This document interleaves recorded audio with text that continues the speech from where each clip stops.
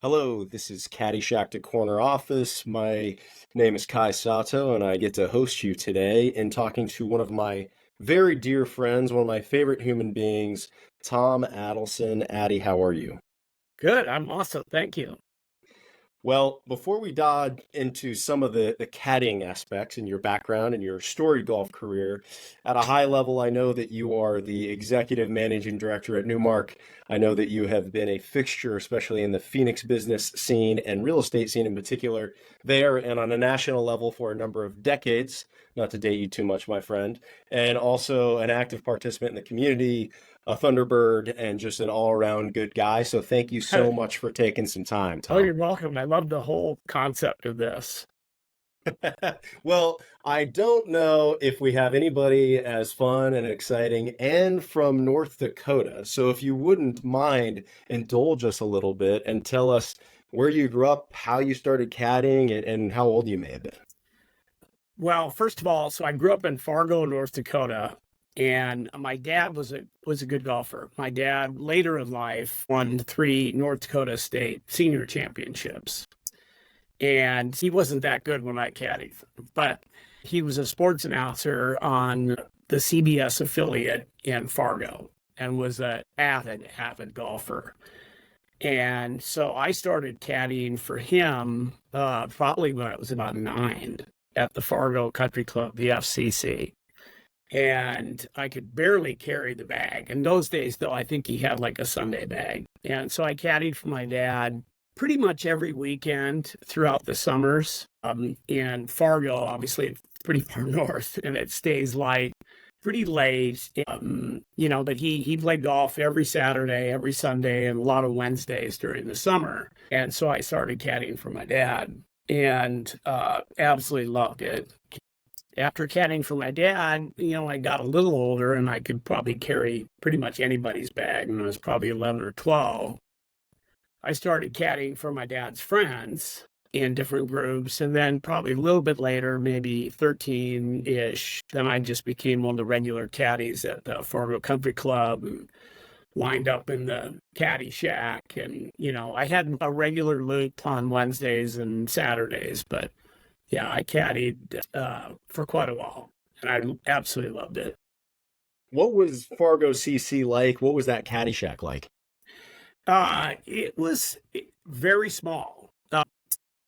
The Fargo Country Club is actually a great golf course. The back nine at the Fargo Country Club is really solid. A lot of trees. It's probably, I can't remember when it was built, but probably in the 20s.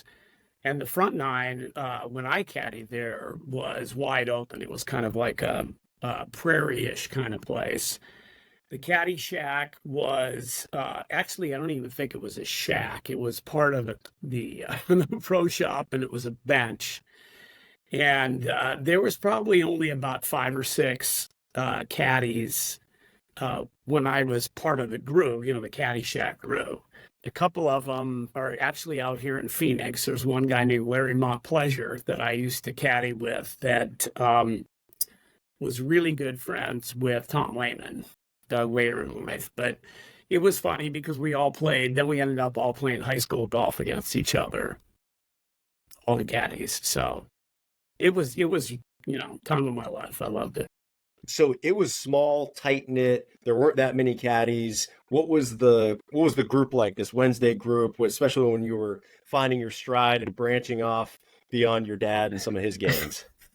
Uh, far, uh, it's it was like basically a slice of Americana. I mean, Fargo, North Dakota in the 70s was, you never locked your doors. You never thought about locking your car. You left your keys in your car. I mean, it was, and the summertime, as you can imagine, the stock in North Dakota is pretty hardy. So when you make it through the wintertime and don't freeze to death, you get in the summertime and you literally, the city kind of stops in the summer. So everybody plays golf. It's an amazing golf atmosphere where we grew up. They had amazing junior clinics, had amazing junior tournaments. There was all the local tournaments got huge press. I mean, the Fargo Moorhead All City, which they played 3 courses. They played the Fargo Country Club, the Moorhead Country Club, which is in Minnesota, right across the border, and then a course called Edgewood.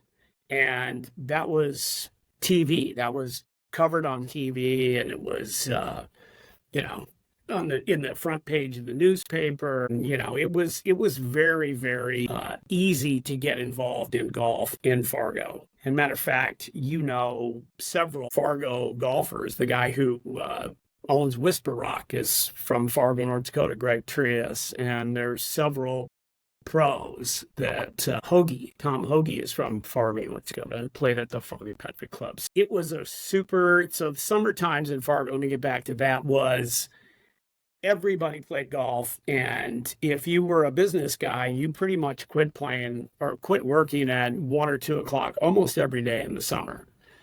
And during the week, you would go to the Fargo Country Club. And if you were lucky enough on Fridays, you would drive to a little town called Detroit Lakes, Minnesota, which is about 40 minutes away. And then you would play golf there at the Detroit Golf Club. And as you know, I'm kind of a class clown, and I was really good at imitating everybody's golf swing. So while we were sitting on the bench, you know, they would go, "Hey, Addie, can you do John Goff, or can you do Dick Gaffney or somebody?" And then I would just regale everybody with my imitations of their golf. The first guy I think that I caddied for outside of my dad was a guy named Jiggs Clark. And Jiggs was a good friend of my dad's, and he was about 5'5", and about as round as he was tall. And he owned the Pancake House in Fargo, the Perkins Pancake House. And he was an absolute gem and nicest guy in the world. And his wife was about the same size as him and had enormous boobs. And so they were always jigs and jugs. And my dad would take, you know, you were always at Perkins Pancake House. That was like the big gig. Anyway, Jiggs was phenomenal to me. He was amazing. And we were playing, one day we're on the back nine at the Fargo Country Club, and I think we were on number 12. So 11's a par 5, and then 12's a par 3, and there was a snack shack between 11 tee and 12 tee, 11 green and 12 tee. And I'm standing there, it's probably 11 years old, or maybe 12. And he goes, "Go get a bucket of water." So now we're gambling. I don't know how much they were gambling, but he was killing everybody. He goes, "Hey, Tommy, go get a bucket of water." And I looked at him and I go, "Mr. Clark, what do I need to go get a bucket of water?" And he goes, "We got to keep these fish alive." He was just an amazing dude. And it turns out what's, again, such a small world is his grandson, Alex Clark, is a really good friend of mine who moved here and actually was the big chief of the Thunderbirds one year. Wow, such a roundabout way. All the smart ones move south. Yeah, absolutely. So Jigs and Jugs, did you refer to her as Jugs, Mrs. Jugs? Absolutely. Yeah. They wouldn't have had it any other way if I didn't call them all the nicknames. There were so many amazing stories for me personally caddying in those groups and listening to all the stories. And you can imagine the stories. All the guys get together and they're telling conquests of young ladies and drinking and all the other stuff. And I was just, my ears were like this big. And I remember one day caddying with my dad's group, and there was a guy named John Kadelka, and he was a good golfer. And they kept calling him Hat Trick. And so I said on the tee, on like the back nine, right on 15 tee, I was like, "Hey, you guys, why do you keep calling Mr. Kadelka Hat Trick? Was he really a good hockey player?" And they go, "No, dummy, he scored 3 girls in the same night about 2 weeks ago." And I'm like, "Okay, got that." So, So, oftentimes, Addy, we ask about some really important lessons that you learned in your life from caddying. That's clearly one of them. no, absolutely. Hat trick is an amazing golfer. Who were some of these other characters? Were they kind of pillars of the community? Were they lawyers? Were they doctors? What were these members like? And what were some of the things you learned from them? Well, seriously, they were everything. They were lawyers, they were insurance guys, equipment. One of my loops most of the time, or a lot of times, is a guy named Bill Swanston who owned a big equipment rental company. And he had another company that striped highways and rest areas and things like that all over the place. And I actually worked for him once, 2 summers. He drove around and striped parking lots and rest areas, which was a whole nother story. But it was just a phenomenal group of guys, just like the guys that we hang out with now, our friends. I think I learned, I call it a feel for the game.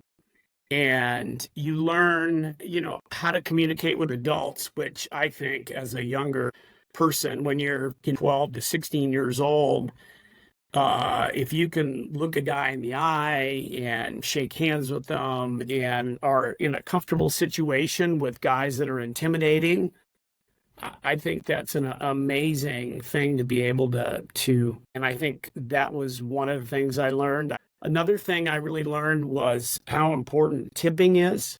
You get someone who's an important businessman who obviously has more money than you do, and you do a good job and he gives you a tip more than, normal.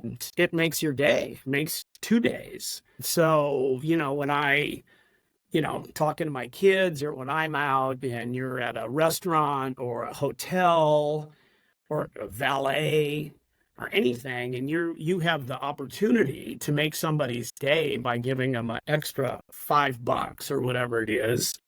When I got tips from those guys, if they gave me an extra, of course, in those days, it was like $1. If they gave me and said, "Hey, Tommy, what a great job." I mean, it was unreal. I loved it.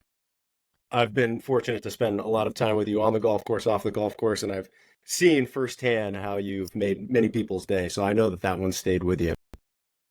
Thanks. What kind of cash were you pulling in back then? What was like a standard bag? What would a great tip be? I mean, there's no way I was getting more than $5-10. I mean, it was, as I used to tell my dad, it was slave labor. I mean, yeah, I mean, those days, there was, $5-10, maybe 20. I don't remember. I mean, in college, I caddied at Tucson Country Club. And I think every once in a while you made $25-30, but $50 would be, if I caddied in the North Dakota Open and my guy won something, so yeah, it seemed like a lot of money at the time, but of course you could go to McDonald's and buy a hamburger for 50 cents. So not that I sound like my dad right now, oh yeah, in my day, but it was a lot different in the 70s and 80s. Do you know what you were spending that money on? Were you saving any of it? Were you just spending it as soon as you made it?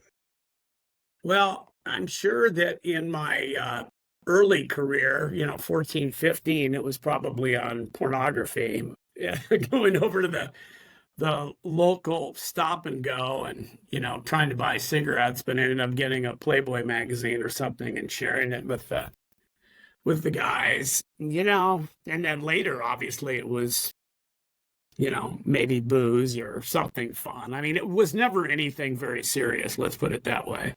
Later, I mean, I've been to Fargo and I lived in Fergus Falls. You could buy cigarettes when you're 11 years old, and heck, that was in the 90s. I mean, so I think you the could buy first whatever time, the first time I went to a bar was near Fergus Falls, was New London, Minnesota, and I was a freshman in high school. So yeah. Were there any people you came across that were just pains in the ass and you just didn't want to deal with them? Or, some of the things you learn in the negative, if you will, is like, I just don't want to be like that. Or, I do mean, that, again, for sure. Moving your ball in the rough. I mean, if somebody was, taking, I don't think anybody I really remember anybody, blatantly saying I got a 4 when they got a 5. But I do remember guys moving balls and in the rough and putting their hands on it, and and I just being crappy on the golf course. Just there's just absolutely no reason. It's 75 degrees. You're in Fargo. It's been 30 below zero all summer, and how can you not have a good time? And so there was, I can't remember anybody's name per se, but yeah, in every group, not every group, but yeah, there's a lot of people that, and we see them now. You plan a member guest and you got a great partner and you're looking forward to it and you play with 2 complete boaters and you're like, why? I don't get it. So yeah, I mean, and again, if we're looking at the lessons learned, that's how to, kind of work your way around those kind of people. Sometimes as a salesman, and I'm a salesman, you have to deal with them and try and find some common ground, and that can be difficult. But then as you get later in life, you realize that those people are bad energy. And there's just, if you can afford it, if you can afford not to hang out with those people because for whatever reason, they're just a buzzkill. And I don't want to, playing golf it's 4 or 5 hours. And if you're a whisper hawk for me, it's 6. And you better be having fun with the guys you're playing with. And if you're not, I'd rather not play. True. Well said. It's a privilege always to get to play golf, especially the places we get to play and hopefully the people we get to play with. Right. Exactly. I do want to talk a little bit about where you went from Fargo and you played the game at a high level, but quickly, you mentioned that you're the class clown, still are. It's one thing that I love about you. Did you make any big mistakes? Did you screw up? Sure, misreading putts or things like that, but was there anything that stood out where you were like, man, I really screwed that up? Yeah, I'm sure there was more than I can remember. One summer, so Fargo is on the Minnesota border. And as you know, having lived in Fergus, and the Red River of the North, the Mighty Red, is the border between North Dakota and Minnesota. And it's notorious for flooding. Like bad floods. Like there's been times where some of the towns up there have been kind of like, oh. And my senior year in high school, the river flooded pretty bad and the golf course was closed for a while. So the flood had receded, but there was mud from the river all over most of the golf course, or a lot of the golf course, because Fargo's really flat and there's not a lot of trees, but near the river, it kind of came down and there was trees and whatever. Anyway, there was mud all along the holes that fronted the river. And so instead of caddying, obviously there was no caddy, and I worked on the greens crew. And so I drove a tractor and with a big grate behind it that broke up the mud from, so they could get it off the fairways and whatever. So I had no idea what I was doing. So I'm driving this tractor and I'm breaking up the mud, whatever. And my tractor was low on gas. So I pulled it into the maintenance shed. Well, in those days, the tractor kind of was like this, and there was the radiator cap on the top of the tractor. Well, to me, it looked like a gas tank.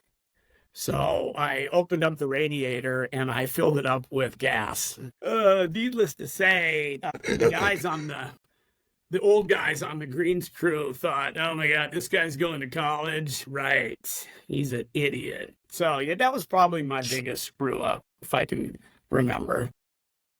So you became, and still are, quite a player, but you wound up taking your talents to Tucson and playing at U of A. What was that process like? Did you know that you wanted to play college golf? Did caddying help you get better? Like, were you thinking about this stuff when you were looping as a teenager? Yeah, I was. I don't think as a teenager, I took up golf a little later. I tried to play baseball and then couldn't hit a curveball. So I started playing golf. And when I probably got better toward later in high school, like 16, 17. So junior, senior year. And I was a journalism major. My dad was a sportscaster, and I wanted to be a sports writer or whatever. But this was prior to radio and broadcasting careers. I tried to find a college that I could play golf at and had a good journalism department. And my dad said, you absolutely will not stay in North Dakota. He wouldn't allow me to go to the University of North Dakota. So anyway, I looked around. University of Missouri, a golf coach interviewed me, and the weather was terrible. Anyway, my dad said he convinced me to go to the University of Arizona. I went down there. I actually did not play. I played 2 rounds of golf my freshman year at U of A. I just didn't play. I don't even know. I actually tried to play on the hockey. They had a club hockey team. I played two practices and then quit that. And then I came back, I think it was the summer between my freshman and sophomore year. And I had a really good summer playing golf. And I'd done, matter of fact, that summer of between my freshman and sophomore year, I played my dad in the second round of the North Dakota State Amateur Tournament, which was kind of funny. And anyway, my game just got better. There was just some other stuff that was going on at home anyway, that in Fargo, Greg Trias, who you know, and I lost a dear, dear friend to a boating accident, and just kind of put a weird, maybe a different perspective on college and what am I doing and why am I getting stoned all day when I could be, actually maybe doing something. And by the way, I was really good at rolling joints. I could, in Fargo, I literally could ask Trias, I can roll a joint with one hand in a 30-mile-an-hour wind. And anyway, that will literally be the first thing I ask Trias about the next time I see him. Actually, yeah, he'll tell you. Actually, don't ask him because, Mr. Whisperout, he'll get mad at me. He probably won't get into stuff. He said that. Anyway, freshman or sophomore year, I just went and I said, I'm going to just try and walk on. I played unbelievable. I won. They had a pre-qualifying at a place called Randolph Park, and I won that. And then they had 4 days of qualifying at Tucson National. And I actually finished in the top 3 or 4, including some of the scholarship kids. So it was just, and I made the team. So it was just, and I really played 3 years. I played my sophomore year, my junior year, not much my senior years. I think in those days, we probably carried 12 guys on the team. And, I was maybe 9 or 10. I was never a great college player. It was cool to have it on the resume when I graduated from college. And did you think that you'd head back to Fargo, or did you see that Arizona might be home at that point? God, I was so clueless. Through golf and through caddying for my dad, I met a guy named, I can't remember, I can't believe I can remember all these names, Mark Matheson. And Mark was a very successful, he was in the plastics business and great golfer. And he met me at a tournament in Detroit Lakes, Minnesota called the Pine to Palm. And he invited me to come out and interview for a job in Atlanta right after college. And I completely botched the interview. I mean, I was terrible. I was so dumb. So needless to say, I didn't get that job. And then I thought, I had no idea what I was going to do. And I talked to a car dealer from Minot, North Dakota, when I played in the North Dakota State Amateur that summer. And a friend of mine said, why don't you try commercial real estate? And I went up and I interviewed for a commercial real estate job. My resume was bartender, caddy, greens crew or highway striper. And the guy was like, are you kidding me? And he did, he saw that I played on the golf team. He didn't ask if I, was very good, but he did see that I was on the team. And I got the job and the rest is history. You did a little bit of looping, you said, in Tucson? How did that come about? What was that like? If you, we bounced around where we got to play in those days. We played at Oral Valley and Randolph Park, a couple other places. And if you were in the low, I can't remember, low six or low eight, I think the low six, you could play at Tucson Country Club on Fridays. And I never was in the low six. So I caddied at Tucson Country Club on Fridays and Saturdays. And sometimes during the week, but most of the time during the week was too hard because we were playing. Again, I loved it. I didn't meet the characters in Tucson that I did in Fargo. But it's a great golf course, Tucson Country Club. It was a lot of fun. Do you ever get back to Fargo these days? Do you ever play? Do you see some of these folks? Or it sounds like most of them moved to Arizona. I haven't been back there since. So my dad started a golf tournament in Moorhead, Minnesota. God, it was probably 70 years ago today. Called the KX Amateur. So the TV station that he worked at was called KXJB. And he thought it would be great to have a pro-am golf tournament. So he started a tournament at the Moorhead Country Club called the KX Amateur. And it was 3-day tournament. Friday was an 18-hole pro-am. And so they got all the local pros from the area. And then Saturday and Sunday was 27 holes each day for amateurs.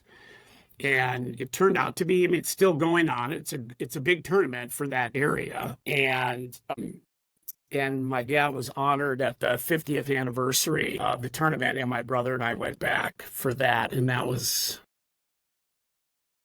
10, 12 years ago. Can't remember, but that was the last time I was back there. None of my friends are still around. My good friends actually live in Phoenix that are from Fargo. And, so, yeah, I haven't been back there. I kind of want to go back and just check out the old golf courses, but I haven't had a chance. Well, Addie, we won't take up too much more of your time. You have achieved an awful lot, and at the same time, you always maintain a lot of humility and levity. If you think about some of the kids who might be younger, earlier in their careers, in college, what kind of advice would you share with them, especially if they're looping or been around it? Maybe they want to go into commercial real estate, but at a high level, what would you tell them to do? Well, first of all, and you're a lot like me, don't take yourself too seriously, and commercial real estate is a lot of fun, and, we can work hard and show value to our clients and things like that, but we're not curing cancer. Do what you got to do, be a good salesperson, be diligent, but, don't take yourself too seriously. I mean, enjoy the ride, I guess, is another thing that I would say. I'm going to sound again like my dad. I feel like today, too many people want to go from I just graduated from college to I have a private jet. I had just as much fun caddying when I was 17 and had zero money, or basically starving in commercial real estate at 23, or starting to make money at 28, married with kids at 35.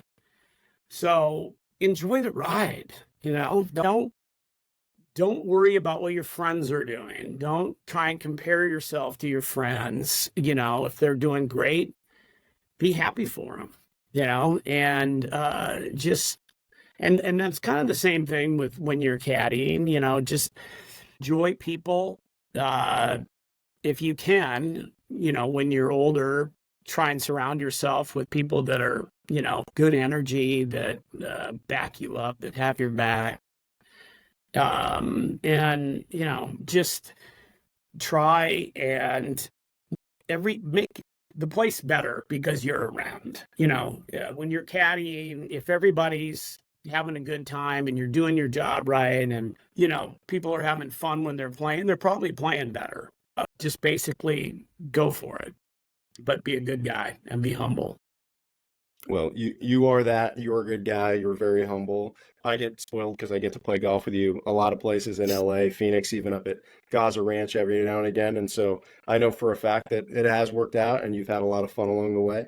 Is there anybody that we should talk to? Any other caddies, other Fargo folks that may have looped that we should try to delve into and see if they Well, have any Addy stories of their own? I know you talked to John Ashworth, which is super funny because John and I were roommates at U of A, and he was one of the Tucson Country Club caddy boys, and obviously he went on to loop in the PGA or for Mark Weeby. I really can't think of any. The Fargo guys. It was so long ago.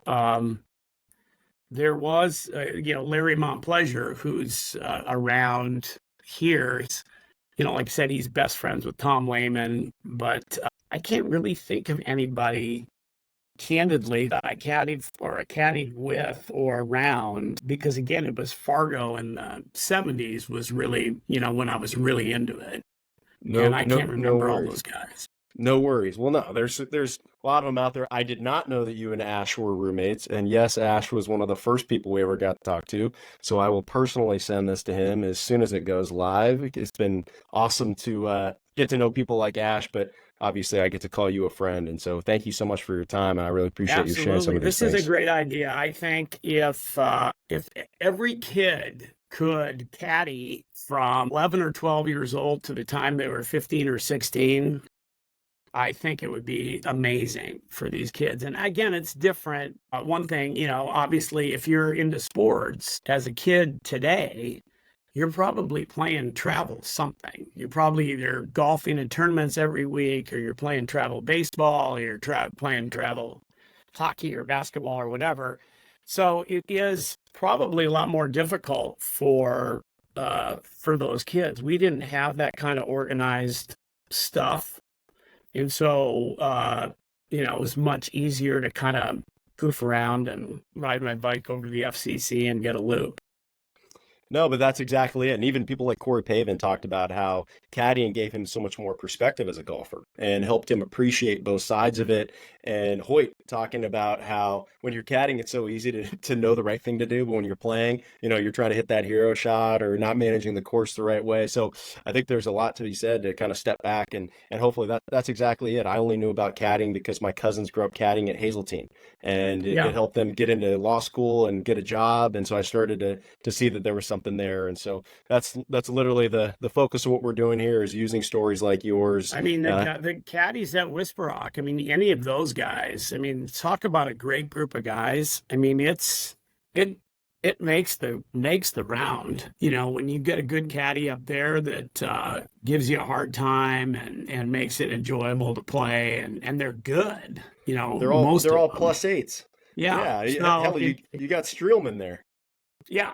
And it is, it's you and I both are fortunate that we played different clubs like that. You play the Whisper Rock and you have those caddies, and then you get guys at Bel Air or LA that are a completely different group, but they can give you a hard time too, and they make it just as fun. So I'm a big fan of caddying, and I'm a big fan of caddies. And I think like I said, it's one of the best ways for a younger person to kind of get to know what he's supposed to act like.